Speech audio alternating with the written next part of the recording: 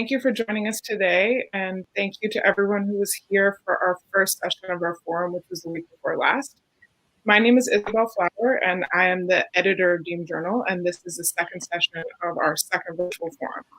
So we're really excited to be hosting this forum because it's very important to us to be able to move our editorial content that we produce for print and for digital beyond that sphere and to find ways to actually interact with you and be with our community in real time.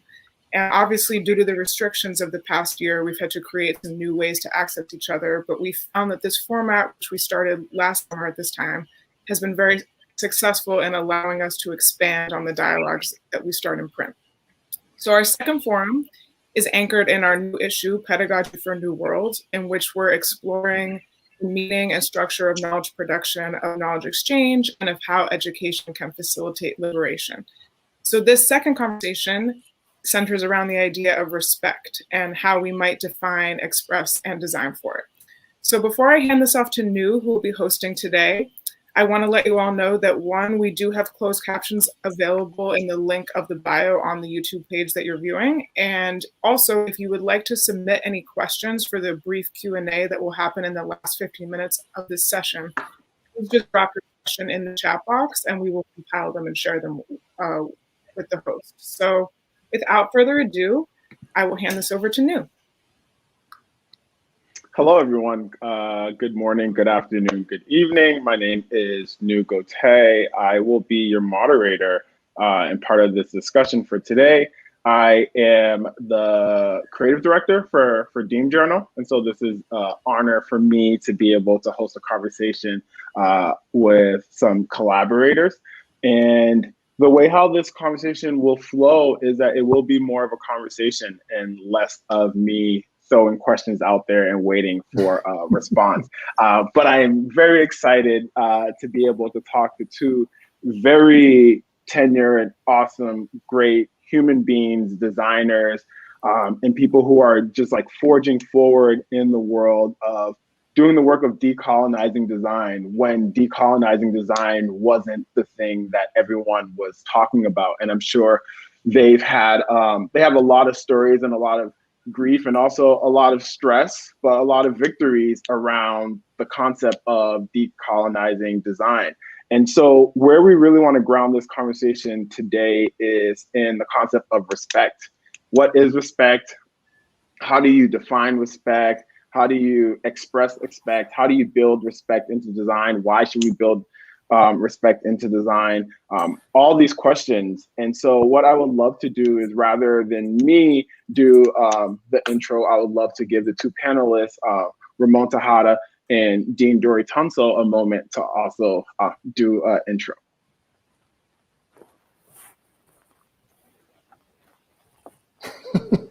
Dory, you want to go first? Go first? Okay. Hi, I'm Doris Thompson. I'm the Dean of the Faculty of Design at Ontario College of Art and Design University, OCAD University here in Toronto, Canada. I am the first Black and Black female Dean of the Faculty of Design anywhere in the world. And so I have a lot at stake in terms of decolonization to change that. So I will always be the first, but I'm working very, very, very hard to make sure that I'm not the only. And there's already been shifts already in terms of who's just appointed to the new Dean of the Faculty of Art at Yale. Who's the sister? Who's done that? I will report that later. And the focus of my work has been probably, I would say my work has always had a strong social justice focus. I think addressing specifically decolonization came when I moved to Australia to work at the Swinburne University of Technology in Melbourne. I was working very closely with Aboriginal and Torres Strait Islander communities where the language around decolonization was very, very strong and a very important part of engaging in any practice that you were doing in that context. And so even out of that work came the notion of respect in terms of Aboriginal and Torres Strait Islanders is one of the first core principles. And so, so combining that African American sense of respect with that Aboriginal and Torres Strait Islander respect, again, unified in the sense of Blackness, is why like respectful design, which is the ethos of the faculty design at OCAG University, is so important to me and so important to my faculty, staff, and students. Fabulous. I'm Ramon Tejada, and the introduction part is always my least favorite because it's like, John Horn, hey.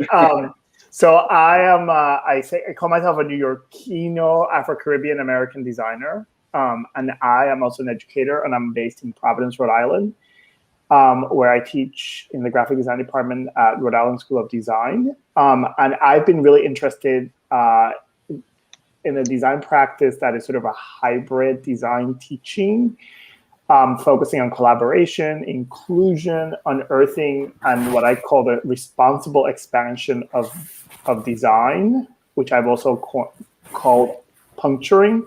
So I'm super interested in design that's super messy. I'm so done with like that clean thing. And also a lot of it has to do with the fact that I did not see myself, now that I think about it, I did not see myself reflected in my design education. And it's coming to terms with that, and also wanting for the students that I teach, my friends, the people I admire, that we don't have to do that again, that we don't put ourselves through that, because ultimately it just takes a lot of work and a lot of energy out of you. So yeah, that's a little bit about me. Thank you. Interesting enough, one thing I didn't mention is that I didn't technically become a designer until I started teaching design. And so I teach. I taught a class last semester at Parsons, the new school, in their industrial design program called Design Dichotomy. And basically it was a bunch of, when they asked me to teach it was a bunch of words. I was like, oh, this kind of makes sense to me, this kind of doesn't. But I ended up reframing the class to be focused on looking at the intersection of the designer and society, and the responsibility of design and the responsibility of the designer through the spectrum of environment, both built and organic, looking through equity, what does that look like from a representation standpoint, and then also looking through commerce, capitalism, like how does design intersect with all of that. And so design education is something that I hold very dear. So I'm very honored to be speaking to you two about design education. So I guess let's start off. Let's talk about respect. So one of my favorite things to do is to Google search words that I think I know the definition to, right? Because then once then you see, you're like, oh, that's the actual definition. No wonder we use it like that. And so I started off by Google searching respect. And so the definition that I got is a feeling of deep admiration for someone or something elicited by their abilities, qualities, and achievements. I wasn't personally satisfied with this definition. I felt like it left a lot out. I guess from your perspective, how do you define respect? I wrote a little sticky because I like sticky notes on my screen. I put listening, honoring, and then I was thinking also, in my Latin household, in my family, you have a lot of respect for elders. I think you had talked about that before we came on, and Dory, you just mentioned it about the respect for elders and how you listen to them and how you react to them in a respectful manner. I was thinking about that, but it's about listening. It's about honoring, and those are the two words that came up for me thinking about that question of like, what is the definition? But I also love to find those words because you look at the definition and you're like, wait, is that what it really means? Or the other one is the root of the word, which I wasn't really good at, I'll have to say, in school. But when you get to the root of some words, they're really complicated and problematic. And we just use them as like, oh, they're okay. Yeah. So. I mean, respect. I guess I'm sure on politics, there's so many different ways. This is the problem of being like an anthropologist. There's so many different ways to answer it. But the core idea is that for one thing, it's not defined, it's experienced. And so one of the things we've talked about, like with respectful design, we say, what does respectful design mean? Mm-hmm. Because it means different things. So it's not how it's defined. Because defined means like, no, I have a different way of defining it. It's like, but if it's meaningful, right? Mm-hmm. You can have different meanings of things. So we talk about that the first way. And so it's easier to articulate what respect means. And it's, for me, quite simple that the essence of what something is, who someone is valued just for the beauty of its own existence, right? Like it's not utilitarian, right? Like we always say, like with, even when we talk about like human-centered design or whatever, it's like, oh, it has to be valuable to humans, right? But with respect, if you respect nature, if you respect water, if you respect your elders, you sort of say your existence is enough to value the fact that you're in the universe. And the respect then means that I will do as much as possible that I can to enhance the essentialness of you in that universe. Right? So I won't try to pin you in. I won't try to tear you down. I won't try to hurt you or harm you in any way, because I see and understand and value the beauty of your existence. Yeah. So Dory, I think your microphone is rubbing up against your collar. Yeah. Maybe. See, I was trying to be all clever and put it in the back. Trying to do that Madonna thing. My mic is in the back. Except it blends into your shirt. So yeah. It's okay. It's all good. I mean, you have to lean into your Janet Jackson Rhythm Nation microphone. Janet Mike. Yeah. Exactly. Okay, so if you miss all of that, then the thing is that respect just means really just seeing the beauty in all things as they exist in the universe, not because they're useful to you, not because they're, like they have some monetary value, but just the existence of itself is beauty enough for you to not harm it and to help it in any way you can.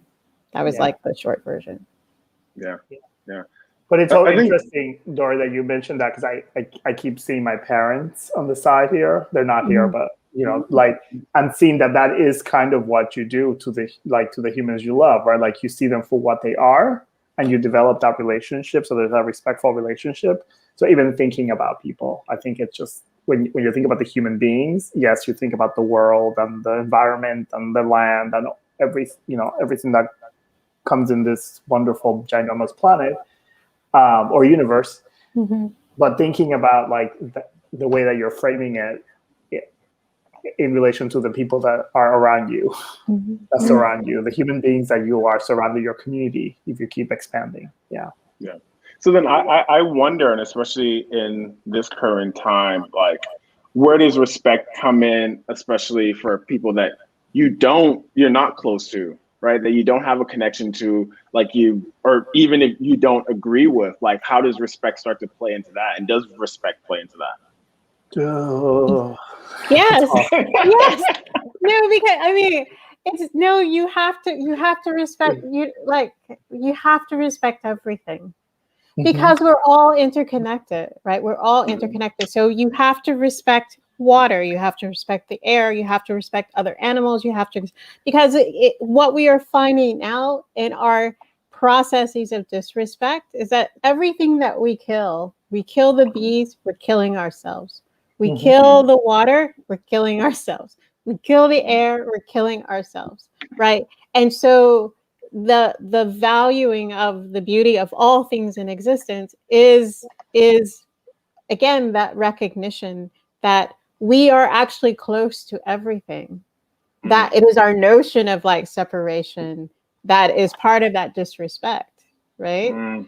And so when you understand and try to live, and in our case, you try to make from this notion, I am connected to absolutely everything. So everything that I do to this world, again, if I'm motivated by self-interest, that's coming back on me, right? If I'm motivated by the genuine care of others, it's like I don't want to harm anything that I don't necessarily have to harm. Or if I have to harm it, I want to recognize and honor the sacrifice that it's been made in order for me and my interconnectedness to it to be able to live and survive. And then I will make sure I'm doing something with the life that I've taken and brought into myself to enhance and allow other lives to flourish as well, right? Sorry, I feel like I'm getting super deep already, but that's where it's coming from. Right, but I mean, you are, but I would say that if you ask right now, I think it's tricky. I mean, I think in the weeds of what Dory's saying, you're talking, Dory's like, there's a lot of self-reflection that one has to do to get to the place of that, right? Of that place that you're talking about. But I think right now, it's been hard in the last few years, at least in the United States, to get to that place of pure, honest, beautiful respect, if we look at it in that very because I think a lot of people have been harmed, and a lot of people just refuse to acknowledge that they've harmed, or a lot of people just refuse to say, oh yes, I need to listen. They just don't want to listen, they just want to go for it. And I think that that's been hard at times to say, I respect X person. And I'm speaking about human beings. I'm not, and I think that that's hard, but that demands all of us to actually take time to reflect and be like, how am I going to engage? How am I going to respect somebody else? In however we disagree. So. Well, this is the thing where, like, again, I draw upon the ancestors because, again, I think it's like, I never forget 150 years ago, I would have been enslaved, right? Like inhabiting this body, I would have been enslaved. And so then I think to myself, one of the things that I find I most admire about, let's say, African Americans as a cultural group, right, is that considering the unspeakable levels of disrespect as a group of people that we've suffered, right? That first of all, we never demonized the whole white race. Like, even if you read like our letters and stuff, like pleading for our freedom or whatever, we would say Master Johnson is an asshole. I'm sorry, I'm not saying that, right? But Master Smith, like in the context of this structure, like is trying as much to do right, right? Is trying as much within the structure allows him to do right. And so there's a way in which, like, our hatred, well deserved, was always very specific to the individuals who was doing direct harm. It was never that sense of like, in the opposite sense, right, that we're going to demonize an entire whole group of people. Yeah. And you find this like with indigenous people as well. Like, it's like, we brought you in as refugees, and yet we're still going to recognize the essence of your humanity, even though you are behaving in ways that are inhumane. There's something wrong with you in your inhumanity. And we see that as a disease, right?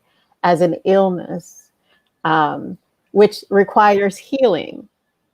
And so my thing is like, do I respect the police? I don't think so. Do I respect individuals who have to work under those conditions?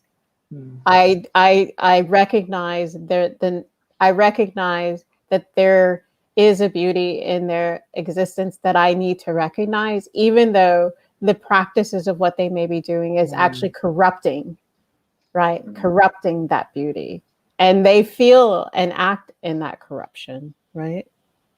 Yeah. So it's interesting because I feel like there is like this duality between humans and systems, right? Like the systems, but we create the systems. So even when we're talking about systems of oppression, various different systems, it's like, okay, well, do I have to have respect for this system, right?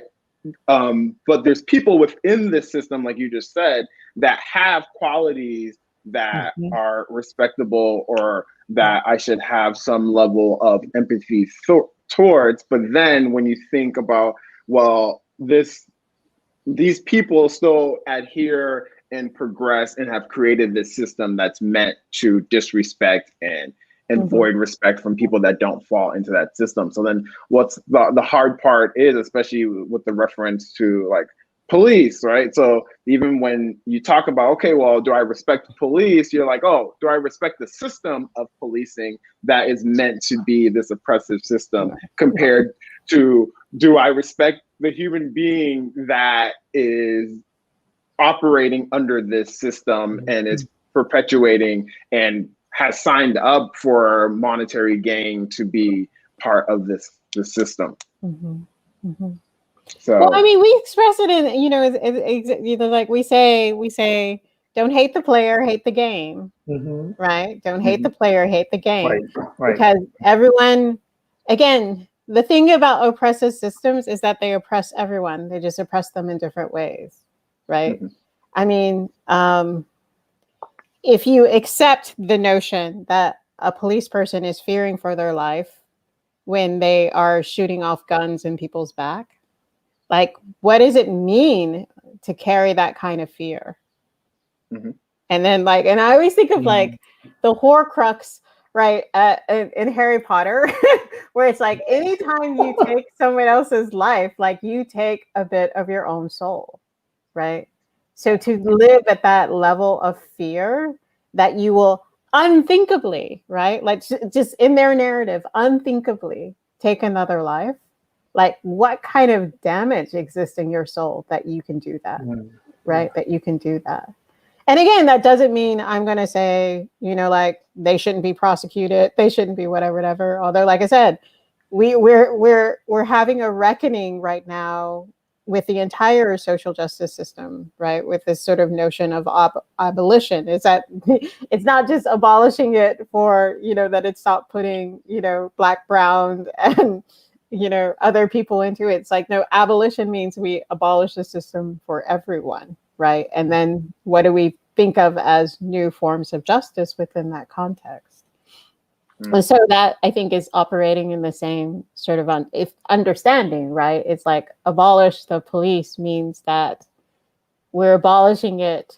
And that means we have to find a way to reckon with, again, white people who are normally the real perpetrators of all the crimes. And we can't just say we're going to create jails for them if we're saying we believe in abolition, right? And that's, again, where that intrinsic sense of respect has to come into play, right? I think it's also, I sometimes think, is going back to definitions on language, where the language like fails us so drastically, and we have to rethink, because some of the language, for at least to me, feels that sometimes corners us into people not hearing what the real structural issue is. Like when I hear about, you know, abolish the police, people don't really listen, and we live in a culture where they're not interested in, hold on, let me go do a search. They'll go search for like another video of, I don't know, Kim Kardashian, but they won't spend 2 minutes to figure out exactly what are people really saying, what are communities really saying. When we use this particular word, what we really mean is this sort of structural, looking at the whole structure. And I feel that, you know, this is one of those moments where like the language that has been defined for us, and we're trying to use it, right? We're trying to like take this language and use it, quote unquote, properly, right? Mm-hmm. Then it becomes like, well, that's not what it is. That's not what it is. So it's this sort of lost lack of respect for something that other people do very efficiently and have done forever, for hundreds of years efficiently. But as soon as the other group does it in trying to sort of, create some sort of semblance of respect, a respectful community, it gets like, no, you can't do that. Like we're gonna fight you on it. So yeah. So speaking of words, let's keep going down this rabbit hole. Eventually, we'll talk about design, education. We'll get to design education. Really, so I looked up the origin of the word respect. It is a Latin word, respectier. I don't know if I pronounced it right, but it is to look back at, to regard. And so it's a combination. The re is back, and the spect is to look at. And so what's interesting there is that respect at its core requires us to be self-aware, right? And I know humility and vulnerability have come up in both of your works, and you've both spoken about it. But it started making me think, like, as we start to look back at our journey, and especially when we think about the journey of decolonizing design, what was interesting for me is that there's so many notions that we've inherited and that we've learned that, especially when we do the act of looking back, we cringe at ourselves, right? And so what I really wanted to say was, like, what are some of those more complicated things that you've been unpacking and trying to work through and to unlearn? Ooh, looking back, well, let me take it right to design. I cringe at the amount of times that I ooh and ah at like books coming from, let's just say, the European continent. Let me not target specific countries, because I respect that. I joke that I probably spend more money traveling to Europe. I could probably buy a house with the amount of plane tickets I've spent going to Europe, because that's what was valued. I sometimes cringe at that, because I'm like, I obviously did not value or respect the place where my parents come from. My immigrant parents who came to the US with like $2, like $1 maybe, not knowing English, uneducated, and all they wanted was the family to be educated, right? So I was the first one from my family to go to college, right? Somehow that was a huge value for them, that I had to go to school. Like I had no choice. I was not given a choice. My Dominican parents don't give you a choice. You either do this or you do that. Which one you want to do? And you can't do that other thing. You got to do this one. So they give you a false choice. Well, you don't get a choice, right? Like, so I sometimes cringe that I didn't spend enough time thinking about, like, where I came from, or that complicated relationship of immigration. Growing up in New York City, I came here when I was really young.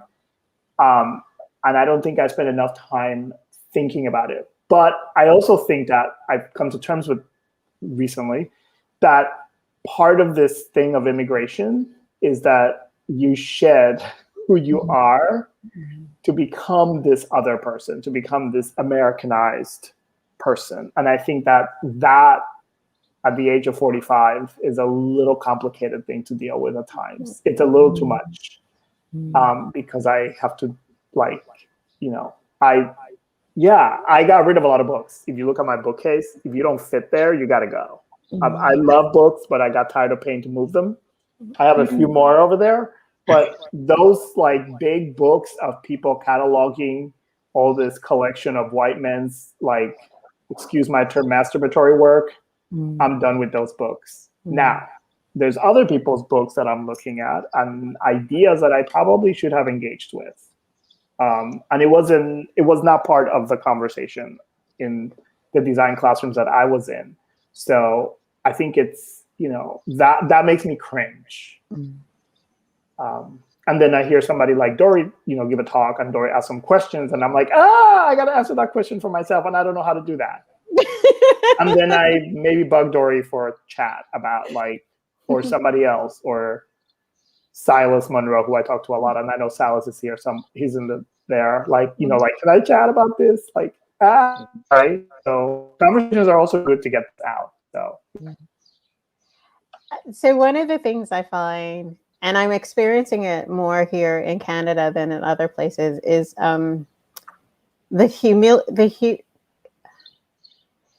learning to have humility in relationship to Indigenous people. And what I mean by that is that, even in the systems that we have in the United States, as a African American, we are the voice of social justice, right? And so there's a way in which we take up a lot of space, and we're given, and I guess if space is given, oftentimes we're the one in that space, right? Because it's just sort of historical legacy and it again has to do with intimacy and proximity, right? Where in the context of if there are no racial groups that are more intimate in their interactions with each other than sort of Black Americans and white Americans, literally,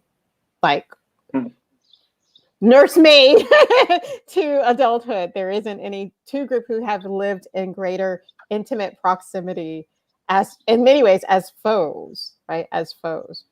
That's just to say that in that space, African Americans have taken a lot of space in terms of speaking up for things. And so coming here to Canada, where the social dynamics are different. And I remember my colleague Ryan Rice saying to me, Dory, you have to understand when you get here, it's not black and white, it's white and red. And so there's a lot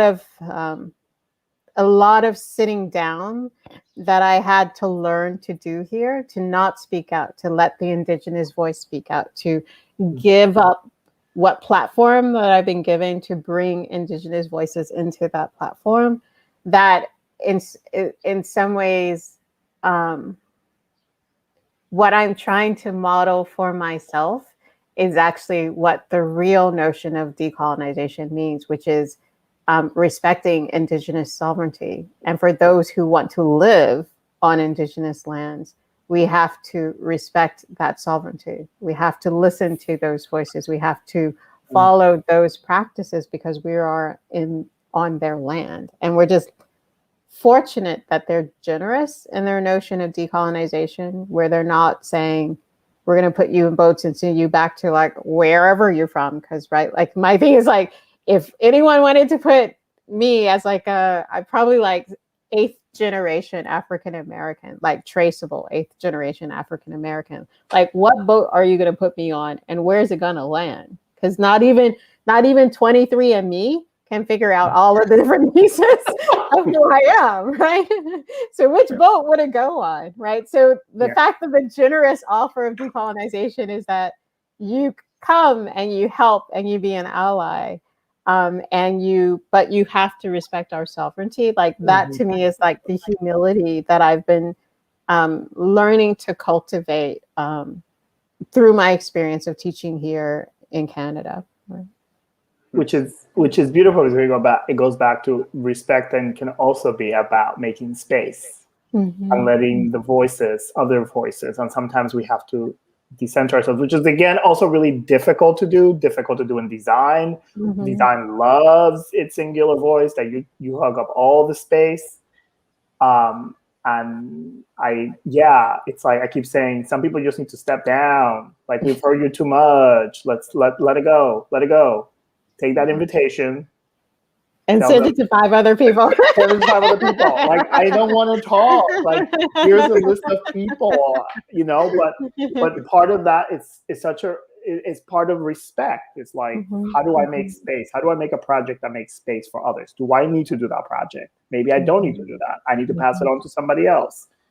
So I think that's an incredible thing to do, and an incredible act to be able to do, which I don't think we are all. And it's hard. Like it's hard, it is yeah. so hard, which then makes me have more empathy, right, for white people, right? Because that's what we're asking them to do in some ways. It's like, just sit down. You're not the expert. Your culture is not the center of the universe. Yeah. And so it creates that little moment of empathy in understanding how hard it is, that the work that I'm asking, the majority of my faculty to do is really hard work.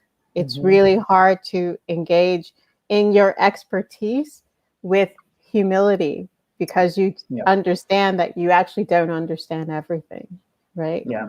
And then you can't present yourself when you're standing or zooming in front of your class as an expert. And so much of your ego has been built in that expertise. I know more than all these people, and I'm going to show them the right way. I'm going to show them the right way, right? And so all of that confidence gets shaken in this process of again having to have humility, right? Having to have humility about what you don't know, and what others will always know more than you, right, including the students, right?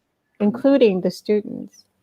Yeah. I feel like empathy is a con. It can be a con, and it can be a out for design. And what I took in, especially I went to grad school. I did a degree called Strategic Design and Management. So I learned all about design thinking and all the buzzwords that people debate about. And I remember I would sit there and we had this class, it was a futuring class, speculative design. We're talking about like the future of cars. And I just remember looking around and being like, wow, we're talking about how like transportation pattern, migration, how that all these things are going to change. And I'm literally the only Black person in this class. And so then I would try to go to my friends and my family and try to like tell them like, oh, cars are going to move from a utility to a service. And everyone's like, what are you talking about? That doesn't make any sense. And then I'll be like, oh, you remember when you used to own CDs and now you don't own music, you have Spotify.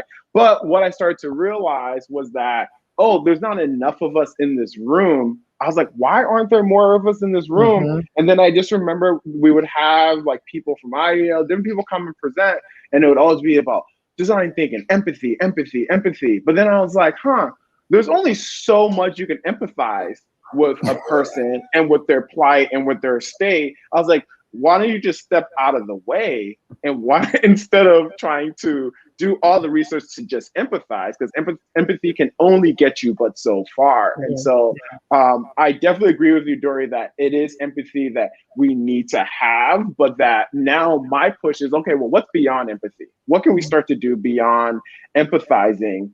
And really it's getting out of the way, like Ramon said. But I would even say, as you're saying, it's like, what do designers know about empathy? Come on, like designers, come on, let's get off our little high horse, everyone. Like, come on, we learn how to play with scale and images and color and blah, blah, blah, blah, blah.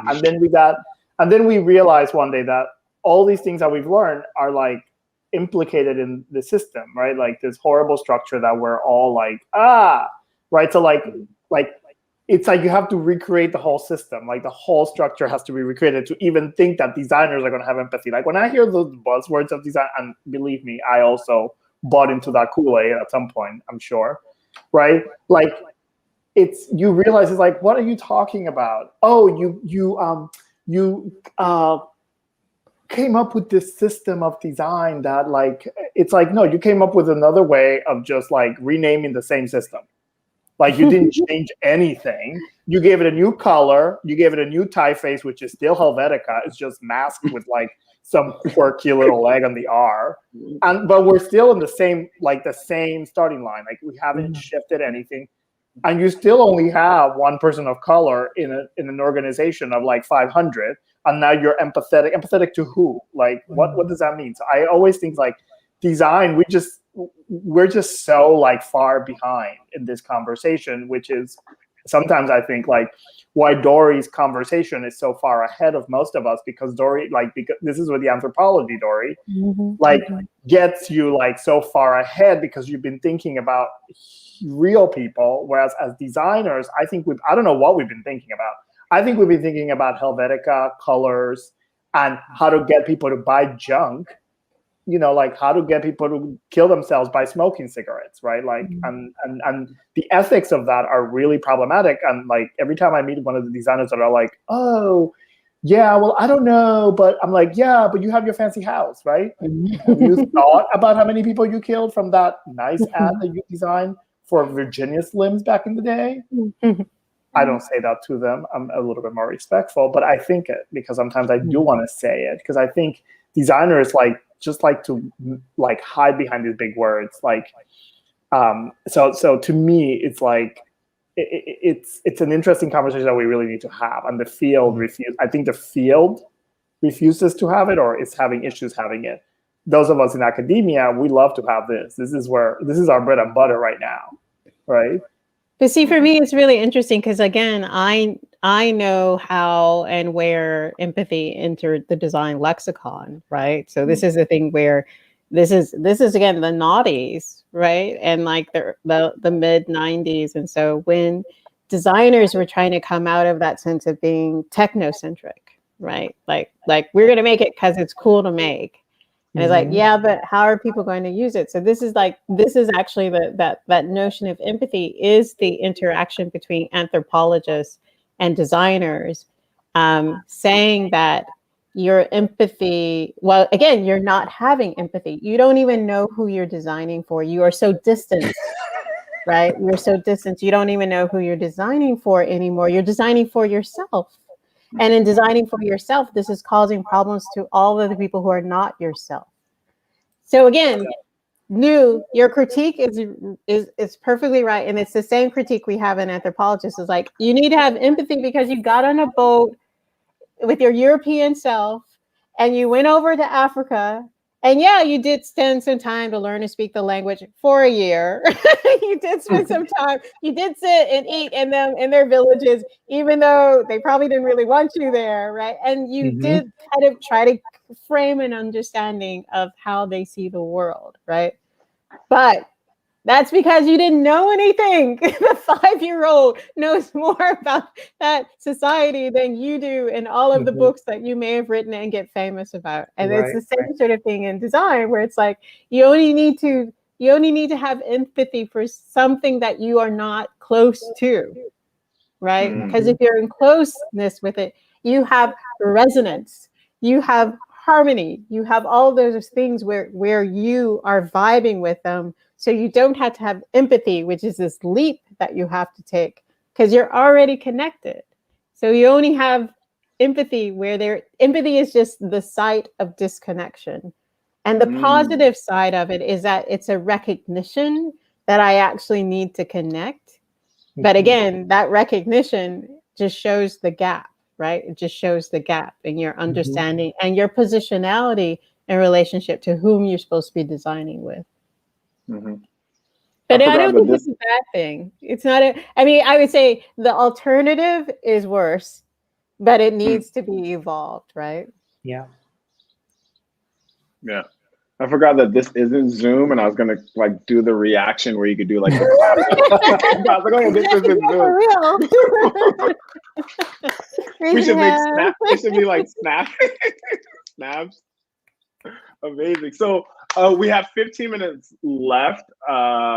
We could be selfish and continue talking amongst ourselves, but also letting everyone know that the questions, you could put questions in the chat, and in about like 5 minutes, I will be taking those questions. But I have one more question for y'all. And one of the things I admire about both of your works is your ability to not lose your sense of self in your work. And this comes up a lot, especially with my students. And when people reach out to me about design, they're like, how are you so confident? And because they've been indoctrinated into Swiss design or this approach to design. And like, how do you say like, how? And so I can see in Ramon's work, also in Deem Dory's work, your pride and your sense of self, and you also your anthropology background, Dory, and Ramon, your background from theater, being from uptown,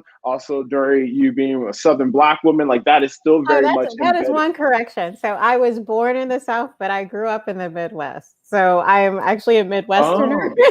Oh. Well, for all the Southern people who are viewing, that is no slight on the South. It is not a slight. I am proud to be born in South Carolina. I'm just saying, I only spent 2 weeks there, and then they moved me to the Midwest, and so all of my cultural references are Tang, not sweet tea.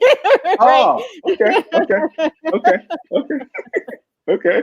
Well, now we're learning the beverage nuances of soda versus pop. Soda versus pop. Yeah. For real. Yeah. And so I guess how have you built up the confidence over the years to remain true to yourself, especially in a design practice that always doesn't honor you?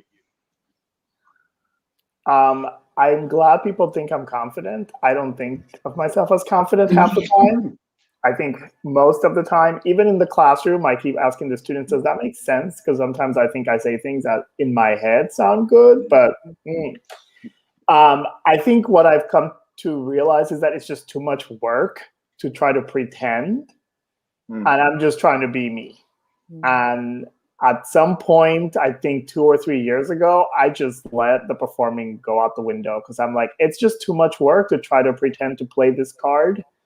And I also think that I was not interested in playing that designer card anymore.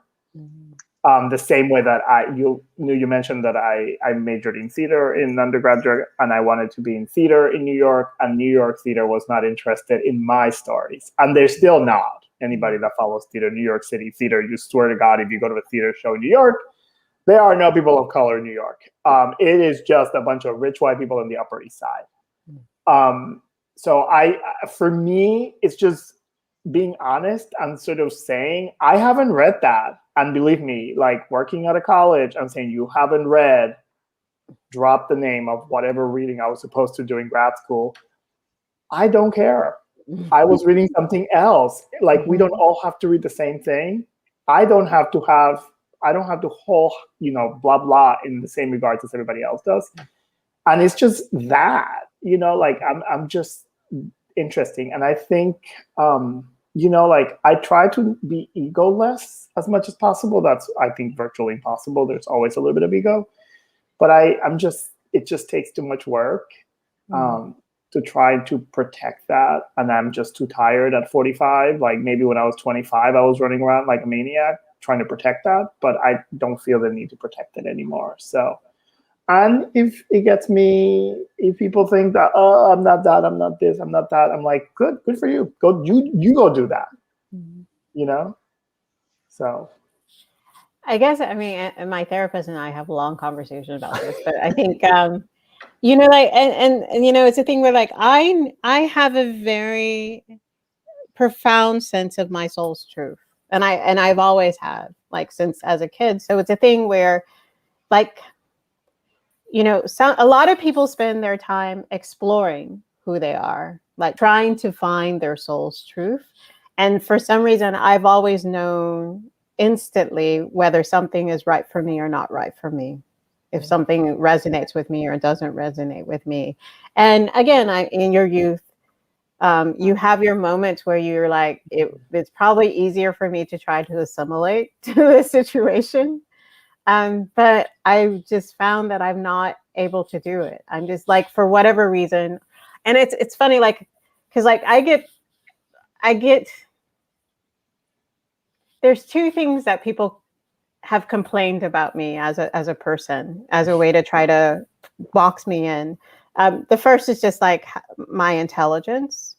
And the second is like what they frame as like self-righteousness, which is, for me, is that it's just like, oh, you're upset because I'm smart and I know my soul's truth and I won't be compromised by your institution or your pureship or whatever it is that you're whatever. And so I know that difference, right? But again, in those moments, you sort of say, I should, just keep it low and assimilate. And I just can't.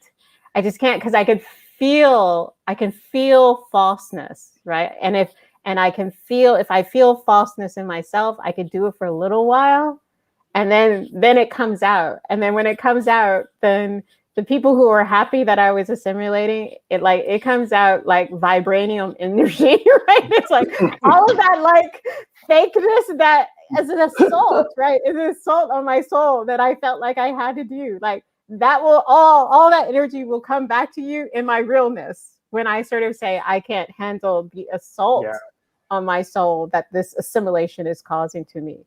So it's a thing where I don't know any other way to be, and I won't. And I'm lucky now that I'm creating and finding environments in which I'm not being asked to compromise my soul's truth. And I'm actually, people are relying on me being truthful in order to be able to determine for themselves their own truth. But I would say I've been only in that position in the last 5 years that I felt that I could be truthful without being severely punished in a way that that would really damage me, right? And the rest of the time, like I said, vibranium, I've just taken the hits. I take the hits, and then it comes back out and get out of the way when it does.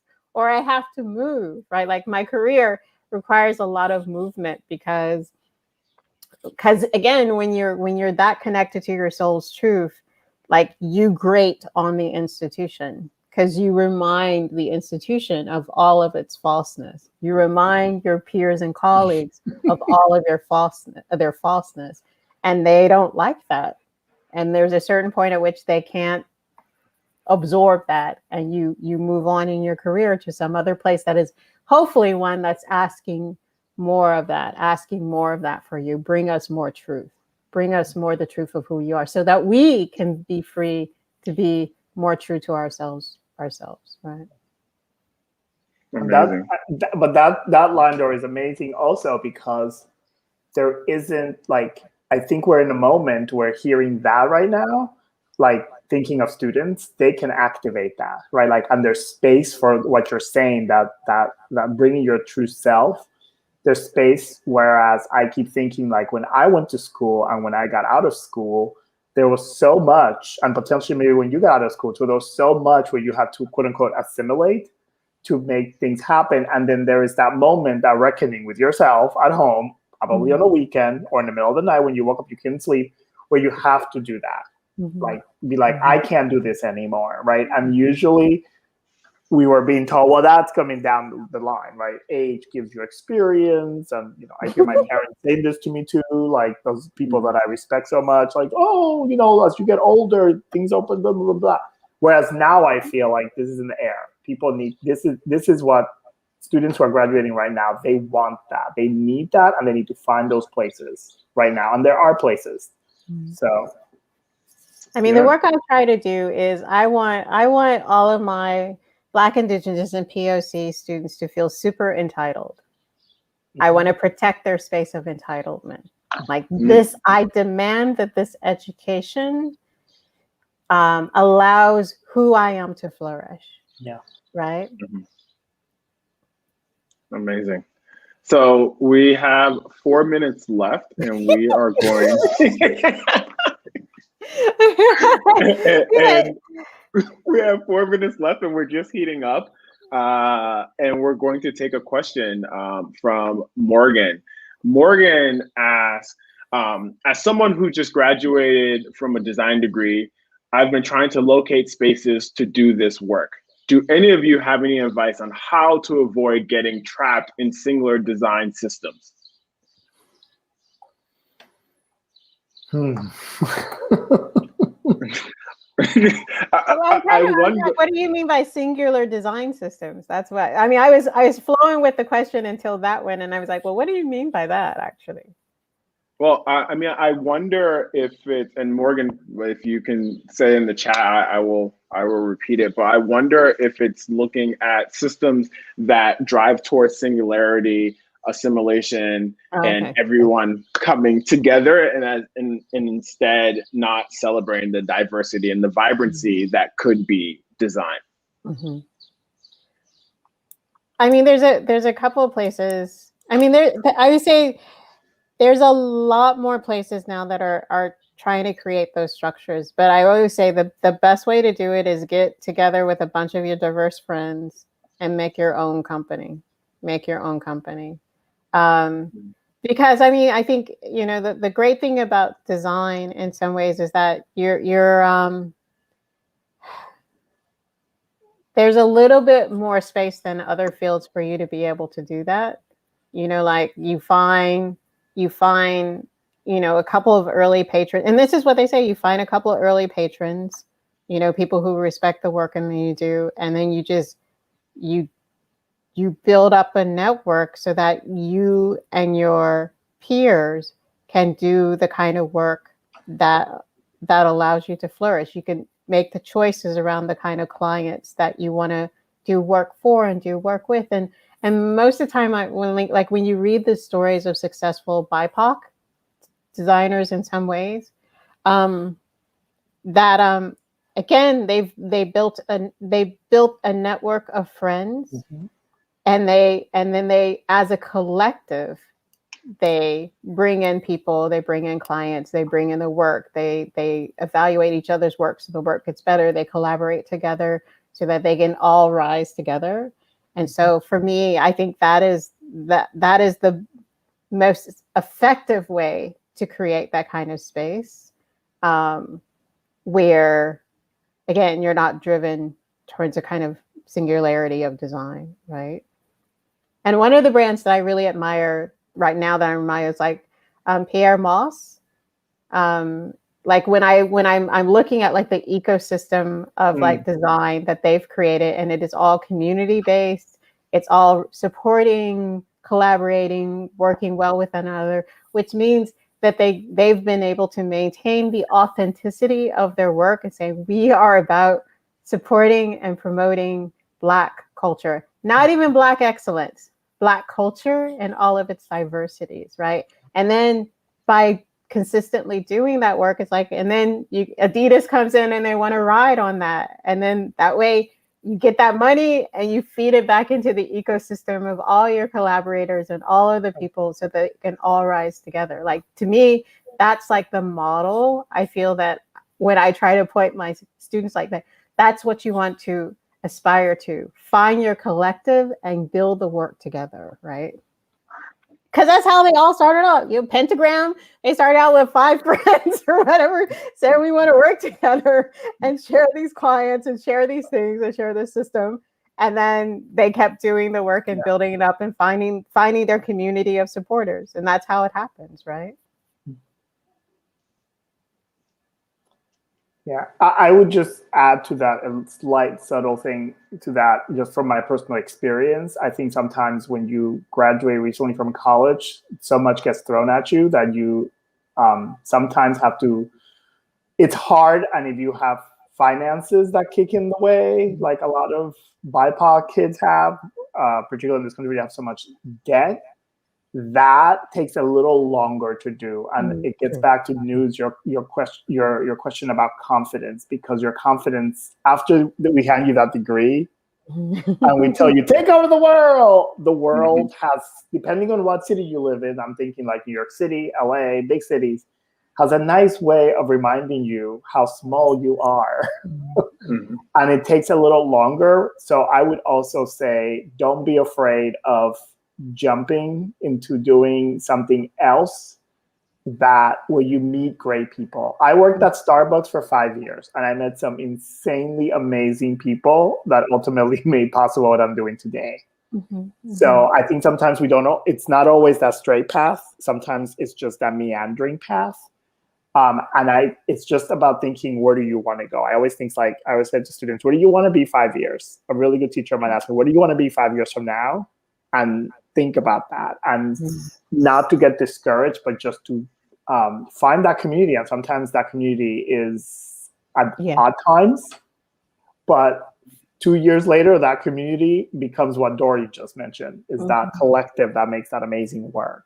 So, yeah. And I would add to that, it's a journey, and not to discredit any part of that journey. Working at Starbucks was part of that journey. So even for me, there was a moment where I was doing strategy at agencies, and I became a strategy director. So then my LinkedIn, I was getting flooded because everyone's like, "Oh, we need a strategy director," and I would turn down most conversations and most interviews. But there was one that I took purely because the building, it was RGA in San Francisco. They were in this interesting building. I wanted to see inside of it. The architecture outside looked so cool. I was like, I want to see what's on the inside of it. So I took the conversation, and I'm having the conversation with the head of strategy, and it's like softball. Like, she just asked me all the usual interview questions. I already know I'm not interested, so I'm like super lax. And so then she asked me, like, where do you see yourself in 5 years? And I told her, I was like, oh, that's easy. I was like, transcending. She's like, what do you mean? And I was like, I don't want to have a job title. I don't want to have any, I was like, I want to be able to find places and spaces I want to add value and be able to do that. And I was like, I don't want to be restricted in any way. And then she's like, I don't think we can give that to you. And I was like, you can't. But you can't. I was like, you can't, because it's not going to come from you.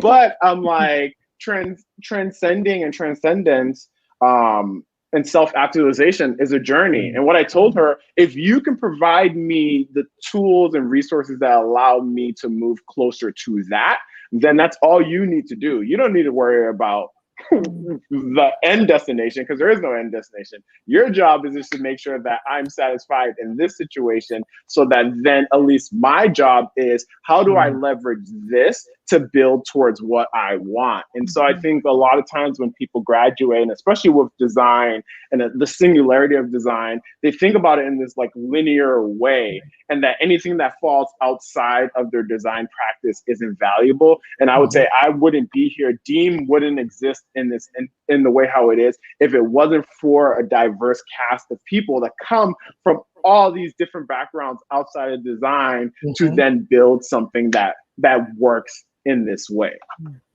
Well, again, I'm trained as a classic anthropologist. So I always say, like, how does a classic anthropologist gets to be a dean of the faculty of design? Because you follow like the path of interest, not just what the next hopping to the next job title needs to be, right? Right. And you open yourself to, like, I always say, it's like, what are the conversations I want to be having and with whom? That's where my next adventure will lie, right? Yeah. Cool. I think on that note, we should wrap. We're 5 minutes over. Thank you so much. I know, someone has to sing respect. So can we? Well, so the movie's coming out. Come on. So here's the thing. I was trying to be like, okay, well, that's too obvious. But one of the tidbits that I did find interesting, and it was going to be a question, was that Aretha, that wasn't originally her song. Right, it's Otis Redding. Right. That was an Otis Redding song, and it was from the perspective of a man telling his woman that he needs respect when he comes home in a very problematic way. But what's super interesting was the ability for her to take something that was problematic, take something that was like pretty punching down on her, and turn it into something that liberated not only her, but liberated so many people. And so the question I was going to segue into was working in design academia that that has a way of driving towards singularity, and being able to still use that as a platform to actually find liberation. Yeah. But I guess that's a question. Go ahead. I just have to say, it's like, design's superpower is its ability to take intangible ideals and make them real intangible for people to negotiate, argue over, love together, collaborate with, and whatever. And no other discipline in the world does it as well. So it's a superpower. And again, all the corruption of design has to do with the disrespect of the people who have used it as a tool. And so our emphasis on respectful design is the fact that, like, design is so amazingly powerful. And just imagine the worlds that are possible if we approached it in a way that every design has to respect every little living thing, right? Yep. And designers are the ones who have the breadth and depth of imagination to imagine those possibilities. It just needs the humility and the courage, right? Yeah. And also thinking you don't need to go to school to be a designer. Yeah. I would argue you do not need to go to school to be a designer. You don't need to have studied A, B, C, and D. I think it's actually more interesting that you studied other things. I find design really boring actually at times because it's so closed off in its own bubble. Yet you meet people, Dory knew, we're coming from different places and study different things, and then you get them together. And what gets created is incredible, right? Like, and it gets away from that universal singular thing and gets into worlds, which Dory, the word worlds, which I think sometimes people don't hear because they think, oh, you're saying the word world. It's like, no. We're talking about worlds, multiple. Yeah. So. And on that note, Talk to me. We're ending by dancing. I love it. Yeah. And so now we're going to bring back Isabel to close us out. Thank you very much for this riveting conversation. I'm so inspired. I'm so excited. And also very glad that both of you are in institutions that are helping to shape the perspective of design, and we can start to reshape it to actually be more affirming, more inclusive, and actually work for all of us. Thank you. Yeah, thanks everybody. That was really special and amazing. And also thank you to everyone who was filling up the chat with enthusiasm and really interesting thoughts and questions. I enjoyed that just as much. So to wrap, as you guys all know, we did have captioning that's linked in the chat as well if you'd like to reference it. And someone had asked if this is going to be available to see again, and actually, yes, it will. It is on YouTube. It is actually automatically uploaded upon us closing out of this conversation. It will be there indefinitely. So feel free to share and enjoy. And also, lastly, our final forum session will be next Thursday, June 10th. It's about reciprocity, and we highly encourage everyone to join us again and to share with anyone who might be interested. So thank you, everyone. Cool. Awesome. All right.